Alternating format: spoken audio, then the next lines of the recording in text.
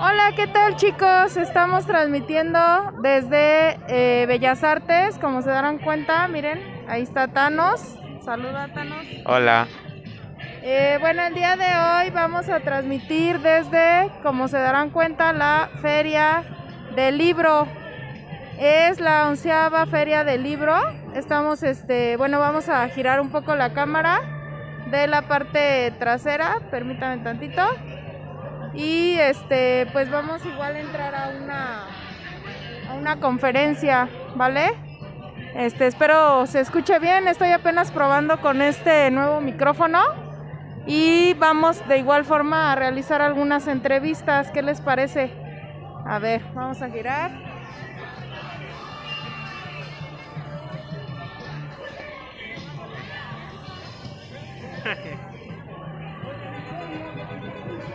Bueno, vamos a ir viendo más o menos para que chequen todo. Permítame tantito.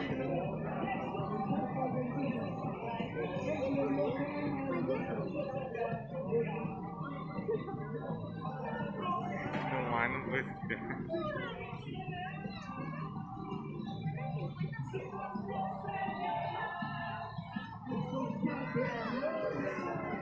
Permítame tantito porque tengo una falla. Es que no puedo girar la cámara.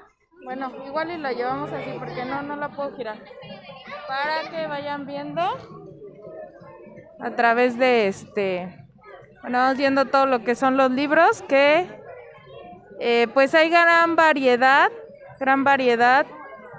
de diferentes precios. Podemos encontrar libros desde 50 pesos, como pueden ver, diferentes títulos. Vamos a ir viendo poco a poco.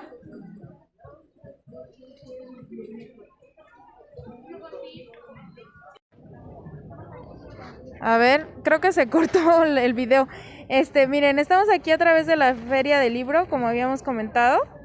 Estamos en un local, bueno, en un pequeño establecimiento donde encontramos sellos, miren, sellos. Encontramos algunos sellos, algunas gomas, están bastante interesantes. Mini libretas, ¿ya checaron? O sea, no únicamente venta de libros, algunos separadores. Todo está así como a precio bastante accesible. Miren, hasta imanes para sus refris. O sea, este puesto en lo particular, bueno, a mí me gustó mucho, está bien padre. Ahí para cuando esta feria, como les estaba yo comentando, está a un costado de Bellas Artes, por si alguno se anima a venir. Es la 11ª Feria del Libro y hay precios bastante accesibles, desde, mire, 30 pesos, encontramos desde 30 pesos, 10 pesos. Hay variedad en cuanto al precio. Y pues está bastante padre. Pueden hasta encontrar hasta su bolsita para llevarse toda la cantidad. Ah, miren, hasta de 5 pesos. 5 pesos, 10 pesos. Gran variedad de títulos. Ya acá ya hay unos un poco más, más caros, pero vean, o sea, dentro de lo que es, por ejemplo, que es de Cervantes, en 100 pesos, y es pasta dura. O sea, realmente el acabado del libro es muy bueno. Y el precio pues está bastante accesible. Entre 50, 100, hay de 30, muchísimos, de 10 pesos. Miren, gran variedad. Y ahí no pueden decir que como les decía, no puedan adquirir algún libro por falta de presupuesto, ¿no? Están súper padres, colecciones completas. Por ejemplo, esta de Stephen King. Ajá, también encontramos por acá. De Los Miserables, de zombies. O sea, también en temas hay mucha, mucha, mucha variedad. Tanto de temas como de precios. Y pues muchos artículos diversos, o sea que pueden pues complementar esa compra, ¿no? Igual como les comentaba, hay separadores, muchas cosas pues bastante padres. Miren. Ah, miren por acá. ¿Qué encontramos por acá, chicos? Para quien guste llevar el recuerdito de nuestro querido Cotton Head. ¿Cómo ven? Miren, hay unos estos son unos llaveros, llaverito de peluchito. Que por cierto, yo tengo uno, déjenme confesarles. Llaverito de peluchito, llaverito de metal. Que les seguimos recordando, mañana que es 10 de abril, no se les olvide salir a hacer su voto efectivo. Miren, películas. Oh, wow, esto a mí me encanta porque son de Estudios Gilby. Como sabrán, ya les habré yo comentado en alguna ocasión, yo soy súper fan de Estudios Gilby. Entonces, bueno, ahí Thanos está ahí metiendo su mano en la grabación, ¿verdad? Díganle, por lo menos enseña, no nada más metas tu mano, Thanos. A ver, ¿qué nos puedes decir? Pues es que estoy viendo todo esto, lo que son las películas y estoy viendo también. Estaba viendo un libro que me gustó mucho, pero pues no sé cuánto cueste, la verdad. Entonces, pues ya a la vuelta ya vamos a verlo, ¿no? Yo creo. Con más calmita, chicos, con más calma. Pero miren, el precio es bastante accesible, 60 pesos. No, están fabulosos. Y no nada más encontramos de anime, que es lo que a Thanos también le encanta, ¿no? Sino miren, hay diferentes títulos bastante interesantes. Bueno, yo que soy fan también, ya saben ustedes del séptimo arte, pues estoy fascinada en este momento por este material que acabamos de encontrar. Mire, y en 45 pesos ya hay otros títulos que están mucho más accesibles. Está padrísimo. Miren. Ay, miren, apoyando a nuestro querido Cotton Head. Para que vean cómo el apoyo, ahí está. Y mañana no se les olvide, tenemos que salir a las calles a ejercer nuestro voto. Miren, aquí están otros títulos, ya para niños, revistas de cocina. Como les comentaba hace un rato, también revistas, algunas revistas especializadas. Ah, miren, este está padrísimo, de la Divina Comedia. Miren. Ajá, y de Edgar Allan Poe. Bueno, a mí me encantan esos títulos, o sea, ya son clásicos, pero, o sea, no quita que sean bastante interesantes. Miren, hay libretas también, oferta desde 30 pesos. Thanos ahí ya se entretuvo con el libro. Entonces, bueno, igual pues vamos a ir checando. Es bastante, o sea, sí es un buen pedazo, está extensa la feria. Y de igual forma también encontramos el área de conferencias, que por cierto ahí ya está, desde aquí lo estoy viendo, mi profesor Lutz Kefferstein. Él es un gran filósofo, conocedor de la materia de filosofía, tiene varios doctorados, especialidades, etcétera. Miren, no vamos a hablar tan fuerte porque ya está la conferencia. Entonces, pero es padrísimo. O sea, es padrísimo. Él es de verdad, tiene mi total admiración. A ver.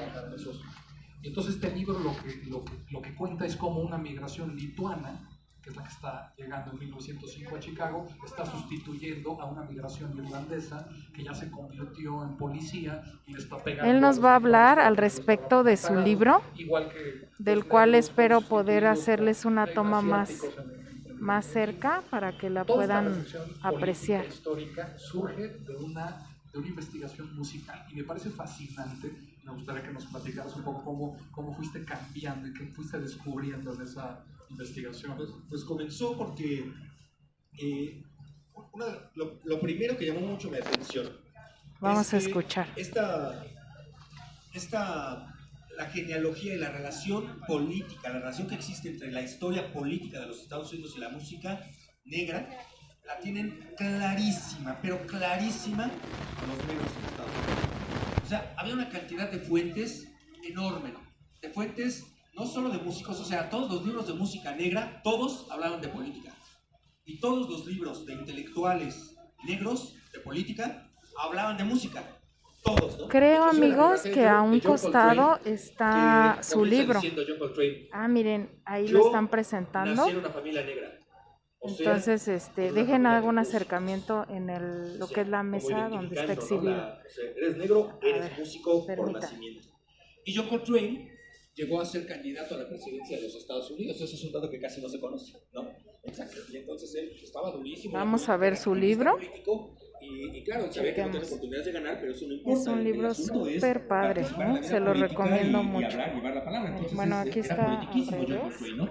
Trato de tomarlo. Pero cuando quise empezar a estudiar el country, no encontraba, para empezar, ni siquiera encontraba libros que hablaran de las estructuras musicales. Este es el libro de mi profesor. Las penas no tienen color.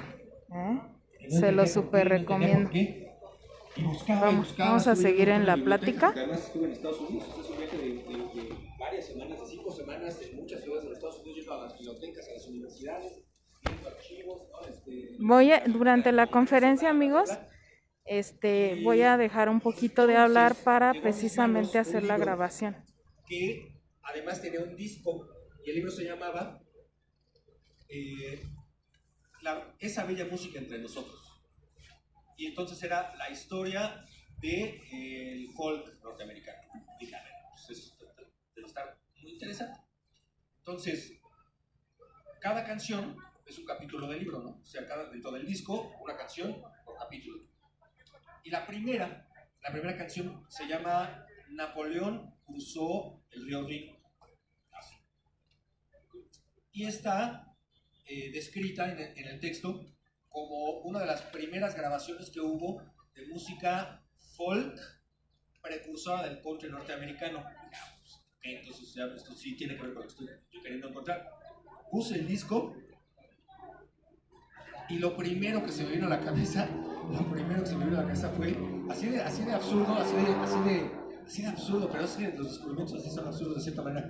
Lo primero que se me vino a la cabeza fue una caricatura que pasaban cuando yo era niño de Porky Pig, en donde llega un castillo encantado en Irlanda y le pone un duende irlandés, le pone unos zapatos bailarines. Y entonces no puede dejar de bailar, ya Porky no puede dejar de bailar, le tiene que pasar la maldición a alguien más con esos zapatos, entonces está bailando y toda la música que se escucha de fondo mientras Porky está embrujado, era eso, ¿no? Y yo dije, no manches, esto es música irlandesa, ¿no? O sea, ¿a poco esto es folk norteamericano? ¿A poco esto es de lo más antiguo y de lo que se supone es lo precursor del country, ¿no? Y entonces empecé a investigar y efectivamente dejé de buscar libros de historia anglosajona para empezar a buscar libros de historia irlandesa. Inclusive aquí vine a buscar, cuando estábamos en las ferias y estábamos ahí participando, y yo venía también pues a dar las charlas, etc. Me iba buscando libros de música irlandesa. Marina me recomendó, de música irlandesa o de historia irlandesa. Marina me recomendó uno que compré precisamente de historia de Irlanda.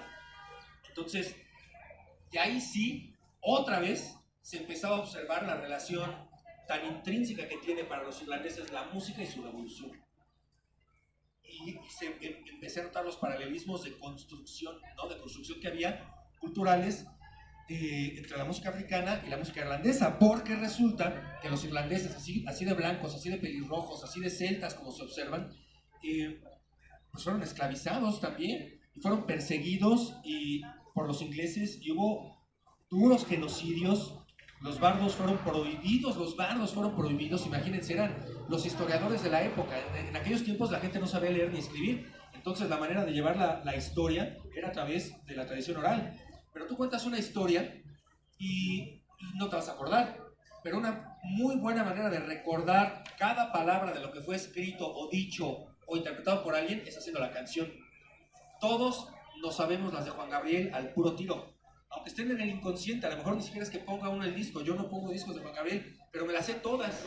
Cuando de repente empiezan a salir, qué chingados, me las sé completas todas, pues porque aprende rítmicamente el cerebro, ¿no? Entonces así es como la tradición oral se iba pasando de generación en generación a través de canciones. Entonces los bardos eran los historiadores de la época y llevaban consigo, por lo tanto, la cultura, la tradición irlandesa antigua de los celtas y también de los druidas.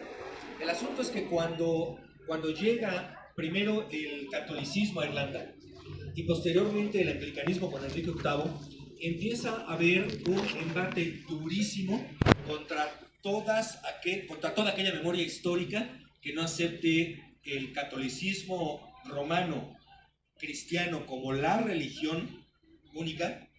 Y posteriormente, ya una vez que la aceptaron los irlandeses y los celtas, pero siempre sincrética con lo celta, ¿sale? Por eso las cruces de Irlanda no son las cruces normales, o sea, simplemente el logo de Black Sabbath, pues la cruz de Black Sabbath, esa es una cruz celta, que es un símbolo cristiano, pero celta, ¿se entiende? Entonces, hubo mucho sincretismo con los irlandeses, y por supuesto cuidaban a sus bardos, porque cuidaban su cultura.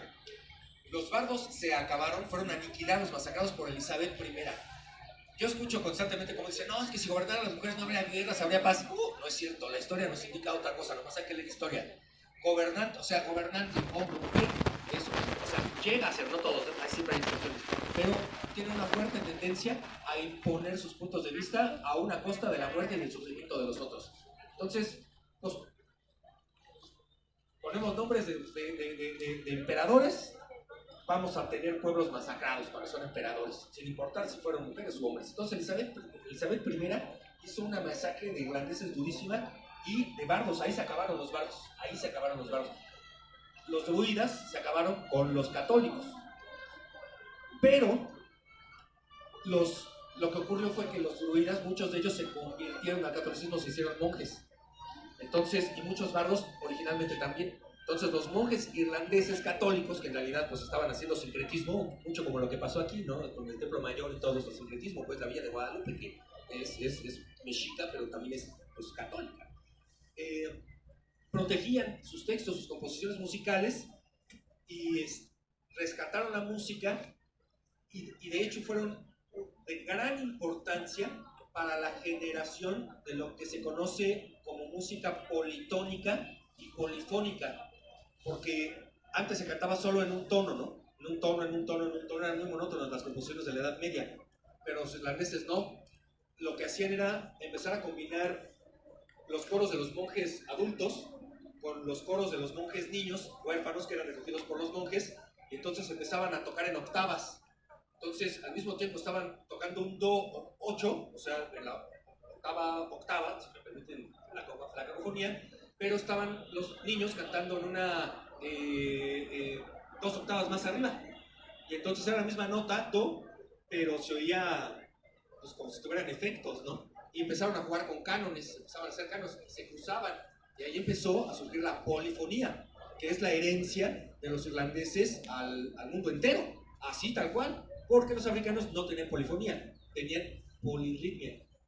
Entonces tocaban las percusiones y los instrumentos de cuerda como si fueran percusiones, pero la tocaban en diferentes ritmos. Entonces unos a 4 cuartos, otros a 3 cuartos, otros a 5 cuartos, otros a 7 octavos, a lo que quieras. Así, ritmos muy raros, pero matemáticamente hablando llegaba un momento en el que a fuerzas, ¡pum!, iban a caer todos a tiempo. Entonces eran compases enormes, con vueltas enormes, ¿no? Cuando esto se mezcla cuando empiezan a prestarse así que los instrumentos, ¿no? Allá en Estados Unidos, porque la música es el lenguaje universal, pues, ¿no? Porque si está chido, si te gusta, no te importa quién lo haga, no te importa quién lo haga, te gusta y lo consumes. Y cuando eres músico y te gusta y amas la música, tienes una particularidad de intención de conocer cosas que sorprendan tus oídos, que te sorprenden, que dices, órale, esto no lo esperaba. Y entonces empezaron a pasarse técnicas musicales y los anglosajones, que pues ahora sí que eran los que tenían, no todos, digamos la élite anglosajona, porque eso es muy importante decirlo, también había anglosajones siervos que también estaban jodidísimos, pero los que tenían, pues la élite, los que tenían el poder político y económico, también tocaban y también empezaron a tocar y también empezaron a experimentar, empezaron a aprender de todos, y allí comenzaron estos procesos de integración cultural que llegaron a su máxima expresión para mi gusto en los años 70, y desde entonces ha habido otra vez un quebrantamiento y una separación, ¿no? Tristemente, pues, ¿no? Porque justo las penas no tienen color, pues, o sea, llegó un momento en el que era claro que las personas tenemos más cosas que nos unen y más cosas que podemos compartir que las que nos separan, ¿no? Pero precisamente la élite lo que busca es exacerbar las cosas que nos diferencian, así sean tan pendejas como el color de piel, o sean tan pendejas como, pues, lo que quiera, ¿no? O sea, como el sexo, antes del sexo somos humanos, ¿se entiende? Sin embargo, pum, la élite busca que estemos todo el tiempo en conflicto aquí abajo, porque entre más nos estemos dando la madre nosotros aquí abajo, las élites más van a poder servirse con la cuchara gorda sin que nadie pueda ponerles un obstáculo, porque solamente los pueblos pueden ponerle obstáculos a las élites, pero no si nos estamos dando la madre entre nosotros, ¿no? Entonces este libro es un intento de decirle eso a la gente que se interese y que lo lea, ¿no? Dejemos de estar pensando que somos las víctimas, entendámonos que como seres humanos también podemos y hemos sin duda alguna causado daño, procuremos ser conscientes para que lo dejemos de hacer y, muy importante, busquemos encontrar las similitudes y las cosas que amamos en común y aprender de los demás y enseñarles a los demás todos en comunidad para poder hacer algo, cosas tan bellas como lo es la música, pues. Un poco soy hermano. Estamos acercando estos dos trabajos, ¿no? El sistema de Kant como un sistema que nos enseña a ser relativos frente a nuestras emociones y nuestras ideas, y las que no me lo puedo pegar más, ¿no? Y las penas no tienen color, que como ya les explicó Lutz, lo que está tratando de hacer, y creo que la foto que escogiste también me gustaría que hablaras de la foto, nos lo dicen muy claramente, no hay jerarquías de víctimas, no existen luchas más dignas que otras, y todas las luchas conllevan las anteriores, tienen huellas y semillas de las anteriores. Yo pienso mucho, por ejemplo, ahora estamos hablando de la historia de Estados Unidos del siglo XX, pienso mucho en esta última contienda electoral en Estados Unidos que sacó a Donald Trump de la presidencia y que presentaba un escenario novedoso en Estados Unidos en el sentido de que había una izquierda como muy empoderada que parecía que iba a modificar ese sistema de republicanos y demócratas buenos y malos con nuevas ideas, unas reivindicaciones que acabaron siendo, y de esto hemos hablado tú y yo mucho, se diluyó eso en una batalla de no es que las reivindicaciones de los negros, las reivindicaciones de la comunidad transgénero empezaron a pulverizarse, y en lugar de hablar de la justicia y de un sistema para todos, un sistema, digamos que esa pulverización, esa jerarquización de las víctimas le quitó muchísima fuerza. Entonces hay incluso para mí lecciones políticas muy importantes en este libro y en esta foto que eliges, ¿no? De dos niñas. ¿Por qué no nos platicas de qué elegiste esta foto en la portada, ¿no? Bueno, precisamente la Biblioteca del Congreso Norteamericano buscando, quería desde el principio que fuera ilustrado, ¿no? Quería desde el principio que tuviera fotos, pues, porque como hablo de regiones y mapas y rutas comerciales y muchas cosas, eso puede llegar a ser demasiado abstracto para el lector. Entonces, si hablas de cuestiones políticas, pero le pones ilustraciones, ya hay un referente que digas, ok, ¿no? O sea, si hablo, por ejemplo, en el libro, cuando dice, no, Senegambia, la región de Senegal y Gambia, Y uno dice, chale, pues ¿dónde está? O sea, sé que está en África, pero ¿en dónde está, no? Entonces ya le pones el mapita, ya se ve exactamente en dónde estaba Senegal. Entonces creo que ayudaba, consideré que iba a ayudar. Y me puse a buscar archivos, cientos, miles de fotos, ¿no? Y obviamente pues no podía poner miles de fotos, ni cientos, tenía que elegir algunas.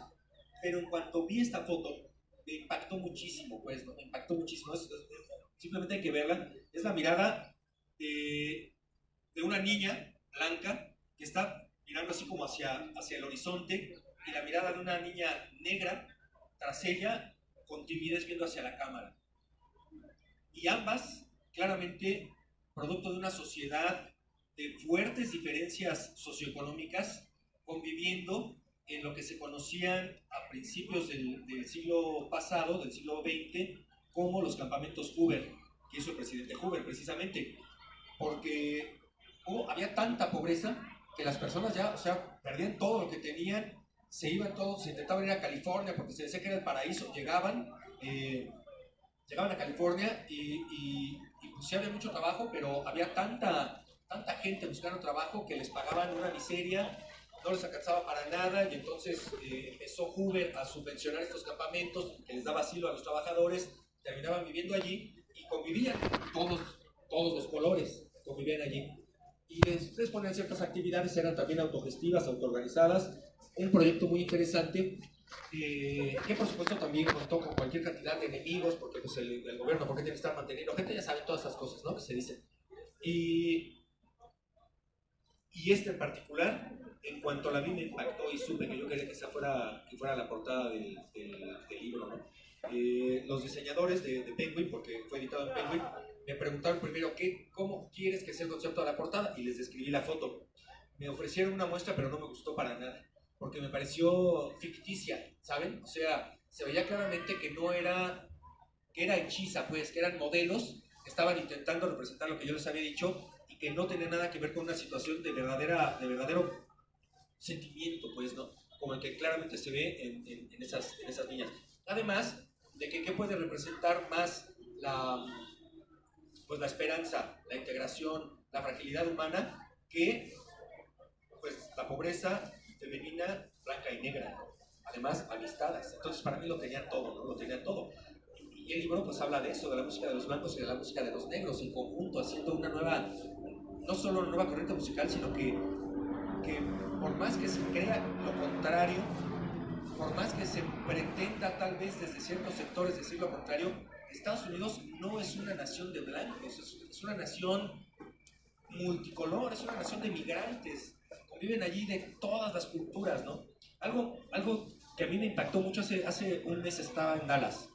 Uno se imagina que nunca había estado en Texas, uno se imagina que va a llegar a Texas y uno va a ver a puro vaquero, ¿no? Sombrerudo, con sus botas, ultraconservador republicano, así, con fusca, ¿no? O sea, bueno, como si estuviera uno en Monterrey, se imagina uno, ¿no? En Chihuahua, no se imagina que va a estar así. Me sorprendió tanto en Dallas, que se supone que es una de las ciudades más conservadoras de Estados Unidos, ver lo que no había visto ni en Nueva York, que es de vanguardia, ni en California, que se supone que es de vanguardia, pero cada vez se vuelven más conservadores a los californianos. Grupos de personas caminando, pero los grupos de personas caminando había dos mexicanos, un blanco, anglosajón, un negro, hombres y mujeres, un gay y tal, así, o sea, cotorreando. Me metí a un bar de metaleros. Había de todo tipo de personas que claramente no eran metaleros, de todos los colores, ¿no? Y o sea, me quedé anonadado. Fui con la chica que estaba ahí de bartender y le dije, oye, pero ¿por qué está pasando esto? O sea, aquí en México, ¿saben quiénes van a los bares metaleros? A veces ni los metaleros, están pinches vacíos siempre, ¿no? O sea, jamás van a ver a alguien en un bar metalero que no sea metalero, nunca, jamás, ¿no? Jamás. Y allá, pues había de todo. Y me dije, pues, es que yo creo que es porque la cerveza está barata, fue la respuesta que me dio la chica, ¿no? Pero no, porque todo era algo muy recurrente en todos los bares de esa zona, ¿no? La gente conviviendo sin importar el color, sin importar la preferencia sexual, sin importar la edad. Obviamente había muchos más jóvenes que hombres y mujeres maduras, pero sí había de todos. Y ahí estaban conviviendo, y dije, te cae madres en Dallas, cabrón. O sea, yo de verdad esperaba, no sé, esperaba otra cosa completamente diferente y me sorprendió tanto, ¿no? Esa es la nación norteamericana. es una nación, es un crisol de muchas cosas culturales.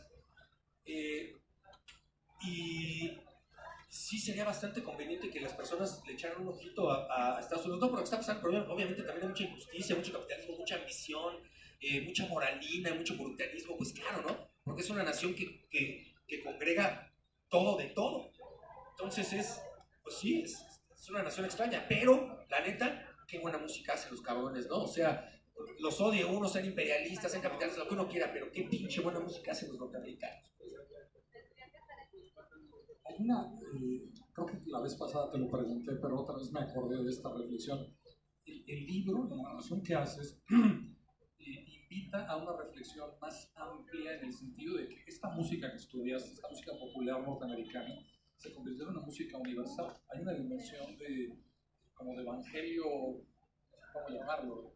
Postmoderno, contemporáneo, detrás, o sea, esta historia que ya un poco desmenuzaste de cómo las migraciones fueron, y primordialmente esta migración irlandesa que no es asumida dentro de ese torrente musical, pero ¿cómo explicarías? Y no sé si lo quieres, sé que tienes intención de continuar este proyecto, no sé si va a ir en ese sentido, o cómo continúa este proyecto. Bueno, a mí me gusta decir que, y lo digo porque lo creo, o sea, me gusta decirlo porque me gusta decir lo que creo y lo creo, que el rock es la música más cosmopolita que hay. O sea, el rock tiene de entrada, al tener un nacimiento híbrido, o sea, al ser un producto no solo bicultural, sino en realidad multicultural, porque eso que llamamos música negra, los negros no son homogéneos, ¿no? O sea, sería bastante reduccionista también decir, no, es que todos los negros se parecen, todos los negros son iguales. Como cuando la gente pregunta, ay, hablan africano. No mames, ¿cómo van a hablar? No existe el africano. Hablan un montón de lenguas diferentes, pues, el bantu, el banta, el wolof, el zulu, o sea, hay muchos idiomas, ¿no? Y entonces, esto que llamamos música negra, digamos, para conglomerar, exactamente lo mismo pasa con los blancos. Cuando decimos, no, pues es que la música blanca, bueno, la música blanca alemana, irlandesa, polaca, rusa, todo, pues, ¿no? O sea, es un conglomerado, pero tenemos la tendencia a agruparlo, pues, de una manera simplista. No pasa nada tampoco, siempre y cuando se esté consciente de que estos conjuntos enormes, pues, son también el resultado ya de una enorme mezcolanza de subconjuntos.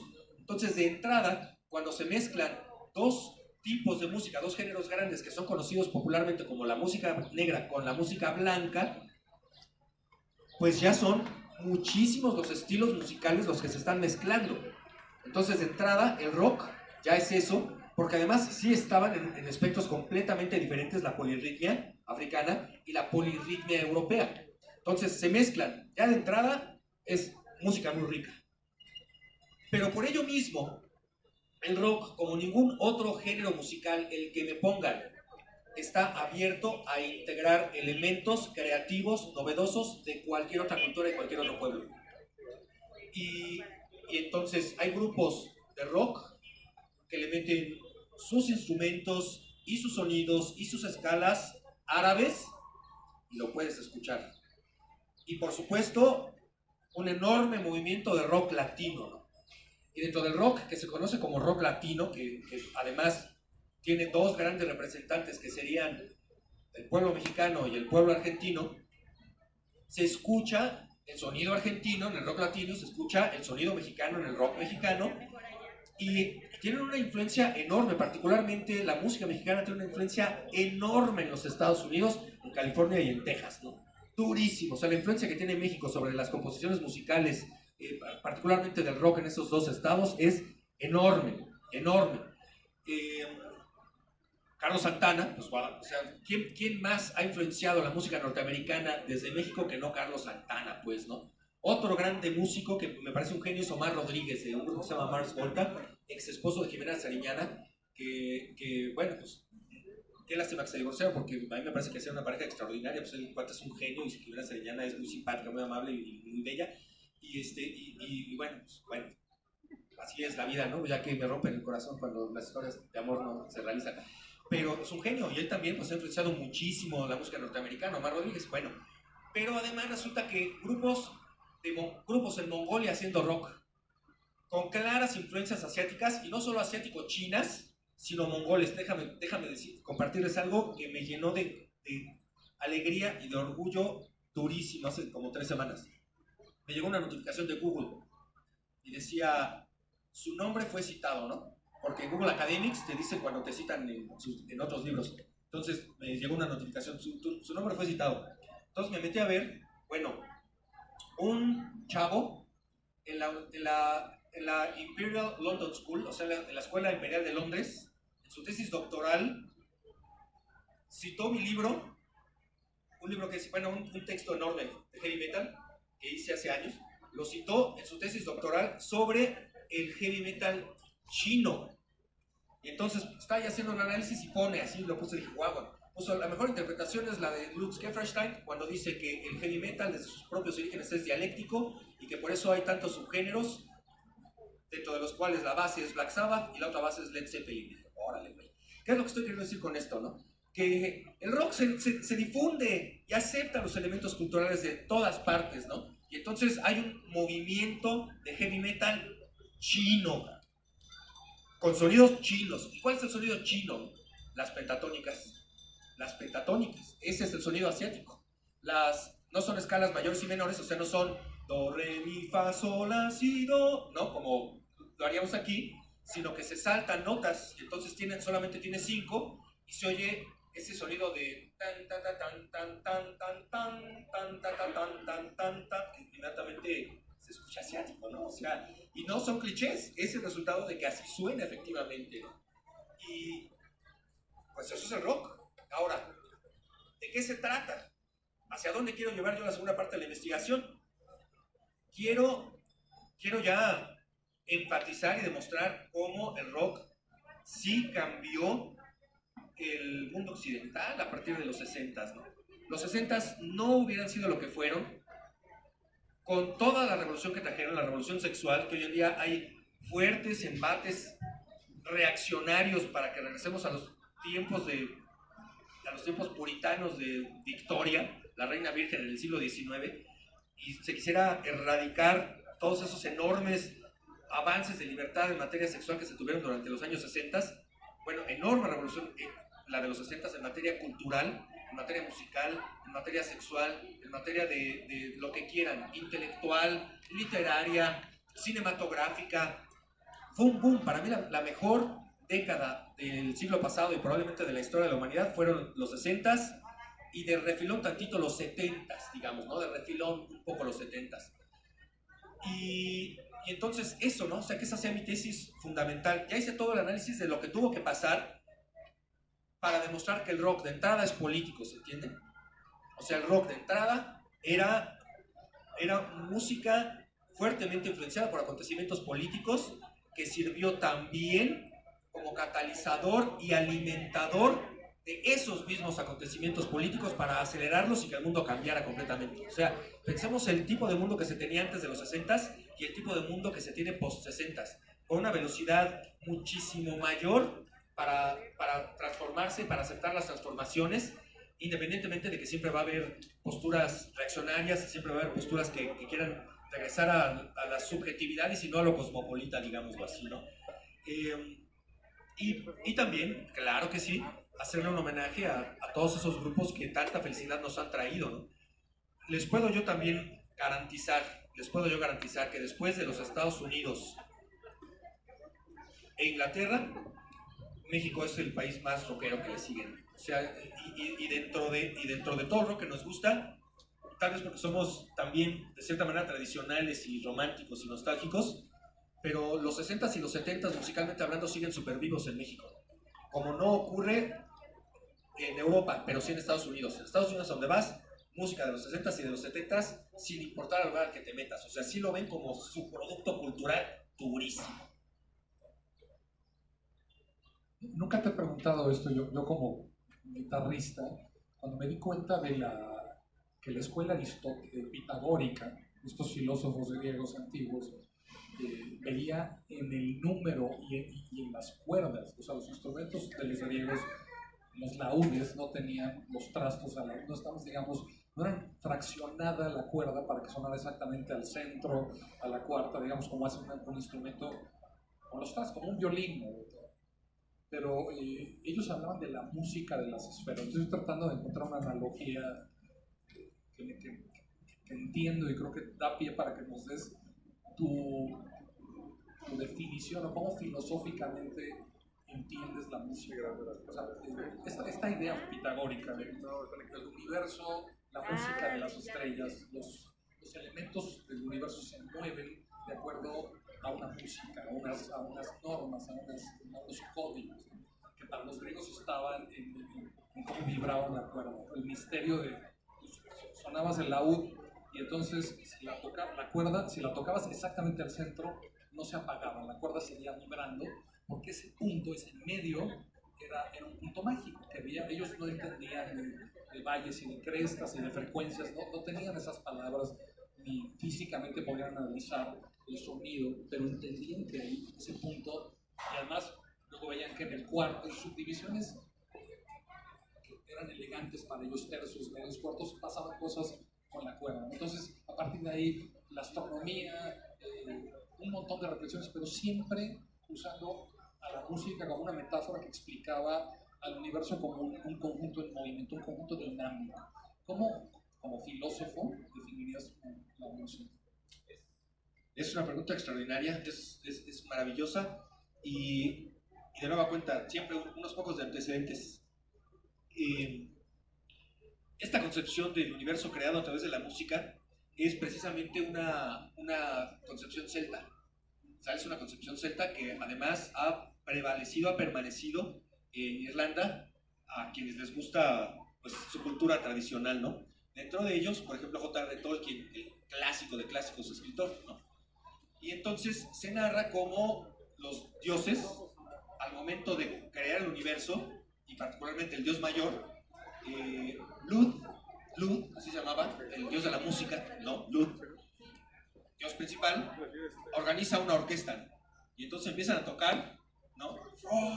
Y cada vez que tocan, cada nota que toca, cada compás, se va creando algo en el universo, ¿no? Se van creando las galaxias, las estrellas, así, hasta que termina la sinfonía y ya está el universo ahí, ya está el universo. Pero entonces, ¿qué pasa? Que el universo son las notas musicales, que las galaxias son los compases, ¿no? Que el conjunto es la sinfonía. O sea que tenían desde el principio una concepción sumamente musical y además es cierto. Todo lo que oímos, miren, en este universo, y esto ya está comprobado por la física cuántica. O sea, eso, Einstein fue ya digamos, de los que lograron comprobar esta afirmación que se va a hacer, que no era una novedad, ¿eh? O sea que eso se venía diciendo desde culturas antiquísimas. El universo, eso que nosotros pensamos que es material, es energía. Y la energía no es ninguna otra cosa sino frecuencias vibratorias. Así de cabrón. ¿Qué quiere decir eso? Bueno, hemos oído hablar del Big Bang, ¿no? No sé cómo se imagina ustedes el Big Bang. Yo cuando era niño me lo explicaron en la escuela, pues me lo imaginaba como te lo dice, como una explosión, ¿no? Así, ¡pum! Una explosión. Pero luego ya pensándole, ya de adulto, y ni siquiera fue hace tanto, de haber sido como unos hace 4 o 5 años, dije, no, es que no podía ser así, cabrón, no podía ser así. Pues si no había carbono y oxígeno para que hubiera combustión, entonces no pudo haber sido una explosión así como nos imaginamos las explosiones. Más bien, tendría que ser un big toing, ¿no? O sea, era así, y de repente toing, y empezó a vibrar, y así fue como si hubiera alguien golpeado un gong, ¿no? Y empiezan a hacerse una cantidad infinita, innumerable de frecuencias vibratorias que dependiendo de esa frecuencia se van materializando, etcétera, etcétera. Pero ¿qué ocurre? Los sonidos son eso, como lo acabas de decir, no son sino frecuencias vibratorias. Y lo único que se necesita es un oído que las capte y un cerebro que las traduzca para que podamos representarnos esas vibraciones como imágenes sonoras. Dicho en otras palabras, el universo sí está haciendo música constantemente y sí es una sinfonía inacabable, infinita. Porque cuando se acabe va a venir el encore, pum, otra vez, o sea, pum, el big crunch que le llaman, y inmediatamente después el público va a pedir otra y pum, va de nuevo, ¿no? Toda la sinfonía universal. Ahora, ¿a qué suene? Pues solo los dioses lo saben, ¿no? Para el caso de los irlandeses, solo Lud lo sabe, el dios de la música, ¿no? Pero debe de ser maravillosa, debe de ser maravillosa. Ahora, ¿qué pasa con Pitágoras? Pitágoras tuvo contacto con los celtas, porque los celtas que originalmente eran del centro de Alemania, antes de llegar a Inglaterra, fueron haciendo el tour por Europa, bueno, el tour, que significaba, pues vamos a ver en dónde nos podemos quedar, pero claro, ya estaba ocupada, no los dejaban, había batallas, pasaron por donde los griegos, tuvieron guerras y batallas con los griegos son los que los bautizan, lo que comenté la vez pasada y está en el libro, los bautizan como los keltoi, que en griego quiere decir los valientes. Entonces les gustó, a los celtas les gustó, pues a huevos, sí somos los valientes, claro. Entonces empezaron ellos a presentar cómo los griegos les habían puesto, somos los keltoi. Inclusive en inglés no se dice celta, se dicen Celts. Y allá en Inglaterra se dicen los Celts todavía, o sea, es el mismo sonido. Como se escribe con C, lo pronunciamos nosotros como si, pues como ceseamos en lugar de pronunciarlo como si fuera una K, ¿no? Original. Y bueno, no me queda ninguna duda que los celtas influenciaron el pensamiento griego en ese sentido y después Pitágoras, que era de los iniciados, retomó esos conceptos para presentar su teoría matemática universal musical, que además era músico, tocaba también. Nos quedan 5 minutos, me gustaría, no sé si alguien tenga una pregunta cortita para cerrar esto, o si no lo que te propondría es, para regresar un poco a Kant como empezamos, que nos dijeras otra razón por la que es importante hoy, que lo pones en el prólogo. Kant hoy es uno de los filósofos relevantes que tendríamos que recuperar. Hay muchos filósofos de la Ilustración en el siglo de las luces, pero Kant, para ti, y así lo presentas, es alguien indispensable para el mundo de hoy, y me gustaría que cerráramos regresando a ese libro para que los que se interesen de veras se metan, porque yo ya lo empecé a leer, es un libro de divulgación, no es un libro para filósofos, es un libro para gente que quiere conocer el pensamiento de un filósofo que propone un sistema que pues, nos podrías, con eso cerramos, ¿por qué lo encuentras tan pertinente para el mundo de hoy? Ante todo porque invita a la objetividad, ¿no? Porque dice, intenta ser objetivo, di las cosas de tal manera que las personas puedan estar de acuerdo también contigo. O sea, no quieras imponer tu lenguaje, no quieras imponer tu vocabulario, no quieras que las personas digan las cosas como tú las piensas, porque a lo mejor y sí piensan cosas similares, pero usan palabras diferentes. Mejor aprendamos a comunicarnos con los demás. Es el mecanismo a través del cual vamos a podernos comunicar, que es el medio único a través del cual vamos a poder hacer comunidad, una comunidad universal, una comunidad, le llama Kant, y por eso utilicé hace rato, cuando hablé del rock, esa misma palabra, le llama él una sociedad cosmopolita, o sea, en donde nos dejemos de entender como mexicanos, norteamericanos, alemanes, ucranianos, rusos, marroquíes, senegaleses, y nos entendamos como humanos senegaleses, humanos mexicanos, humanos turcos, ¿se entiende? O sea, ante todo, humanos. Y entonces, ¿qué tengo yo que aportarle a la comunidad humana? Pues oye, los turcos hemos hecho cosas chingoncísimas, eso es lo que ponemos. Y ustedes mexicanos, puta, nosotros también hemos hecho cosas chingoncísimas, aportamos lo nuestro a la humanidad. Y ustedes norteamericanos también, mira, pum, aquí te va lo norteamericano, y aquí te va lo ucraniano, y aquí te va lo polaco, y aquí te va lo chino y lo coreano. Y entonces todas las personas empezamos a aprender de todos los demás, porque antes de entendernos dentro de nuestra identidad nacional y subnacional, tribal, nos entendemos como humanos. Y entonces yo quiero aportar, pero para aportar quiero que me acepten. Y para que me acepten no puedo imponer, ¿se entiende? Tengo que ofrecer. Pero para ofrecer tengo que saber cómo ofrecer para que las personas se interesen en lo que yo tengo para darles y aportar también a esta construcción de humanidad. Y para eso se requiere como condición el respeto al otro, el respeto a lo que es diferente a ti, el respeto, ¿sale? Cuando veamos una persona, no ver ahí a un güey, no ver a una vieja, ver, órale cabrón, es una persona, es un ser humano, qué chingón cabrón, ve nada más la mirada, ¿no? Y aunque tenga la pinche cara así, seguro que algo está pasando que no le permite en este momento tener una sonrisa, pero seguramente sí sonríe porque los humanos también sonreímos. Entonces, en lugar de decir pinche güey mamón, mejor digo, está pasando por un momento por el que seguramente yo también he pasado, ¿se entiende? Y entonces, en lugar de ofenderlo, de insultarlo, de ponerme a la defensiva, me abro para que si quiere la otra persona conviva conmigo, ¿se entiende? Y lo explica Kant, lo explica de una manera que no requiere que no requiere de palabras endulzadas, que no requiere de discursos, que no requiere únicamente de la buena voluntad del lector y de que uno vaya siguiendo su argumentación lógica, ¿no?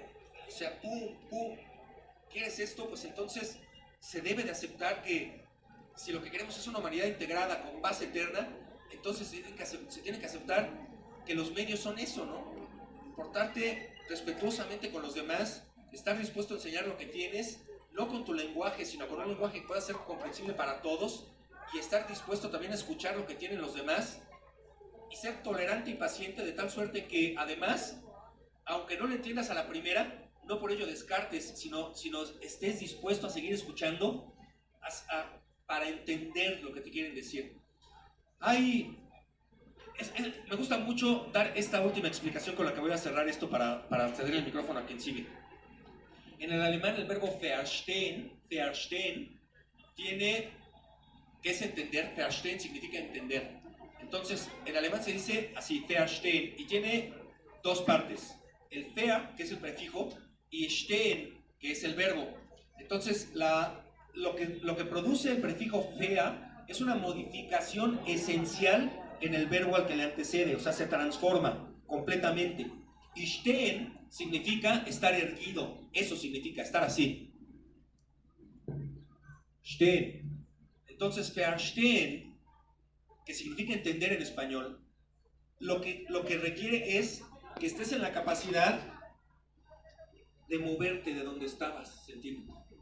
De dejar de estar erguido, tieso, para poderte mover, descolocarte, poder empezar a ver las cosas desde todas las perspectivas de todas las personas que están analizando ese mismo objeto, ese mismo problema, que también tienen su opinión, que también tienen sus experiencias, y entonces dejas de estar así, erguido, tieso, para poder empezar a ver las cosas desde la perspectiva de los demás.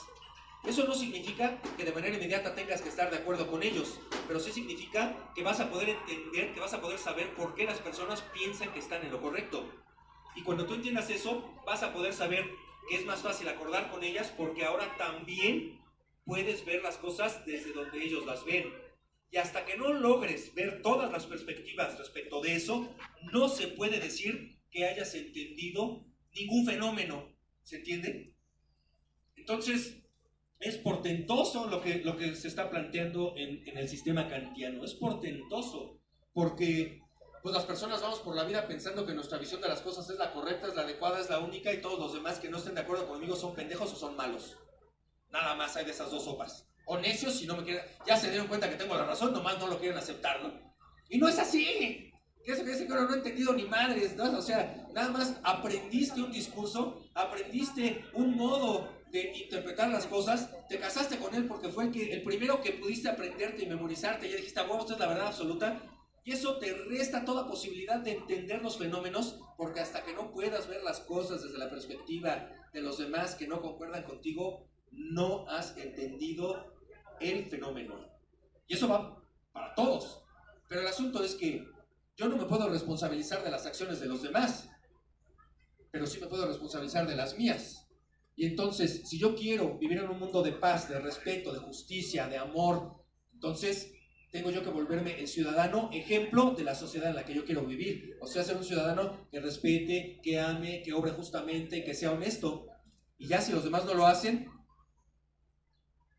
pues yo seguirlo haciendo, carnal. Porque si ni yo lo puedo hacer, tengo que renunciar a toda posibilidad lógica de que se logre construir ese mundo, porque ni yo lo pude hacer. ¿Se entiende? Entonces, no, para mí Kant fue un momento de llegada de luz a mi vida, porque antes yo era nichano. O sea, Nietzsche es todo lo contrario. Nietzsche, yo estoy bien, todos chinguen a su madre.